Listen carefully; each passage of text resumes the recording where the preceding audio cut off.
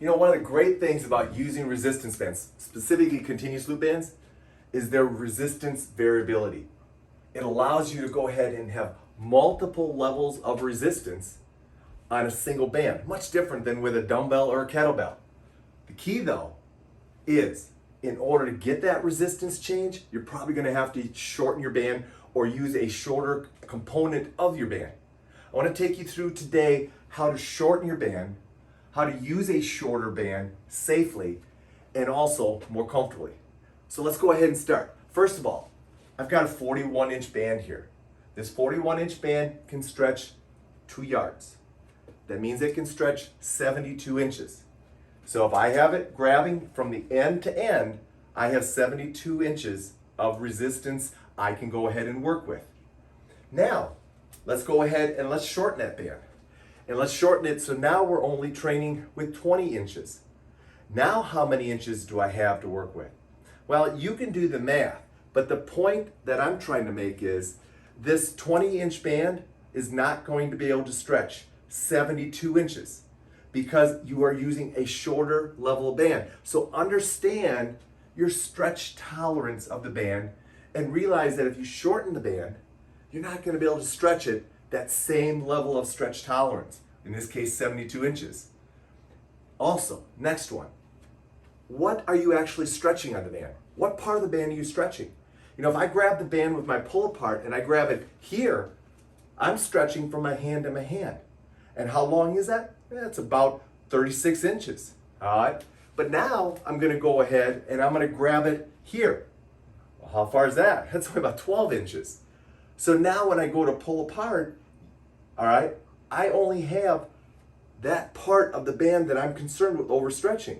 So I'm not gonna overstretch the ends, so I'm not worried about that. So understand what component or region of the band you're stretching. Another example of that is if I hook it over my foot and I step down and I grasp it here and I stand up. Well, what's stretching on the band? From the outside of my foot to my hand.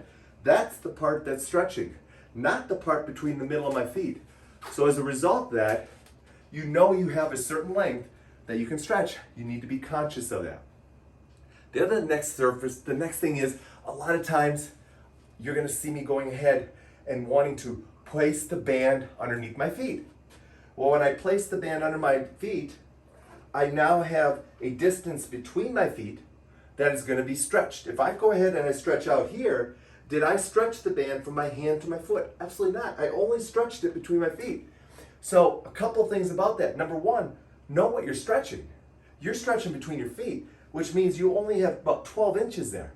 So if you stretch this 75 inches or 36 inches, you're probably gonna start overstretching your band.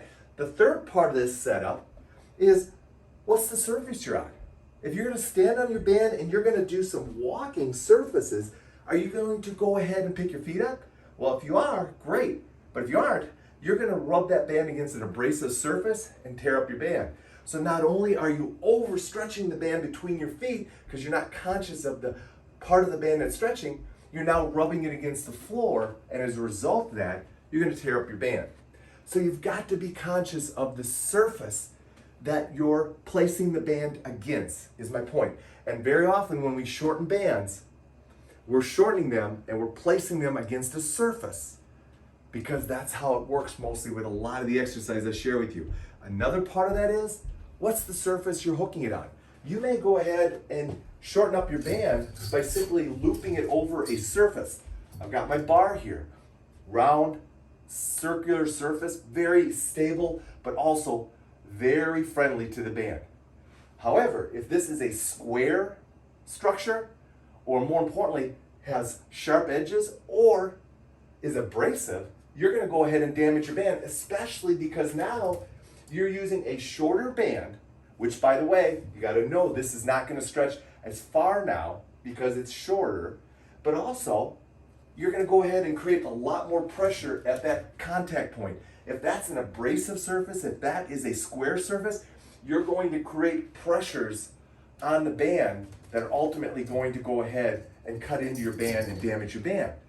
So again, shortening the band is great, but you're increasing pressures on the band, so you need to be aware of, really importantly, what surface you're placing it on. Lastly, you're gonna see me shorten the band a lot of times by wrapping it around my hands or wrapping it around my feet. Keep in mind that when you do that, you're probably gonna need a protective barrier between the band and your skin because the tension's greater. I love gloves. That's where gloves come in because now I can go ahead and pull. Not only do I have a good grip on the band, but I also am protecting my hands because the gloves designed specifically for band training are gonna go ahead and protect your hands by having more padding on the outside of the hands versus on the palm. I don't worry about the palm so much because there's not as much pressure there when you're band training. And then when you wrap it around your foot, well, it's very simple, guys. If you're gonna wrap the band around your foot, awesome. But you're probably gonna need shoes on. Those shoes can't have abrasive surfaces on them. They can't have sharp edges on them. And realize that once you wrap the band around your foot, you now have the surface you're standing on as a key component to making sure that's not damaging your band. So be aware of that. So those are ways and certain things you want to be conscious of when it comes to shortening your band and using a band's variable resistance to maximize your workout. Hope that helps you out. Hope that gives you a little bit more feedback on how much you can get from just a single 41-inch band when you start to shorten it up.